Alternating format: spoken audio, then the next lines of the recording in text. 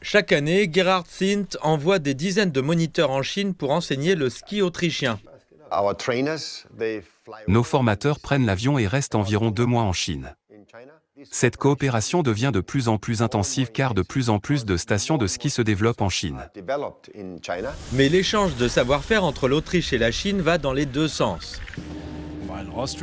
Si l'Autriche est depuis longtemps une mecque du ski, le nombre d'Autrichiens qui dévalent les pistes a considérablement diminué au cours des dernières décennies en raison à la fois de l'augmentation du prix des remontées mécaniques et de la hausse des températures. C'est pourquoi le plus grand exploitant de remontées mécaniques du pays, Ski Yamade, se tourne désormais vers l'Est pour tirer des enseignements du secteur des sports d'hiver chinois qui connaît une croissance rapide. Au cours des 5 dernières années, le nombre de skieurs et de snowboarders en Chine a presque triplé, aidé par la construction d'immenses dômes de ski dans de nombreuses villes chinoises. Christoph Eisinger, qui dirige le deuxième plus grand domaine skiable du continent, près de Salzbourg, estime que l'Europe pourrait adopter ce système.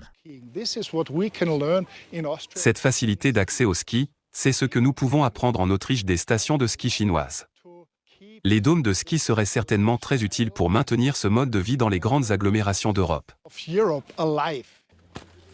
Entre-temps, les stations chinoises, souvent de taille relativement modeste, pourraient s'inspirer de la tendance alpine à relier plusieurs domaines skiables pour créer des destinations de ski beaucoup plus vastes.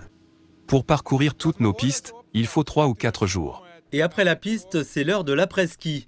Eisinger prédit que ce mode de vie alpin festif fera bientôt son chemin jusqu'en Chine.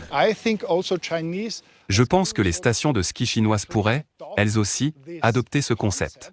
Cela permet aux skieurs de rester dans le sport pendant des décennies. L'échange de savoir-faire est une autre mesure visant à maintenir les gens dans le sport.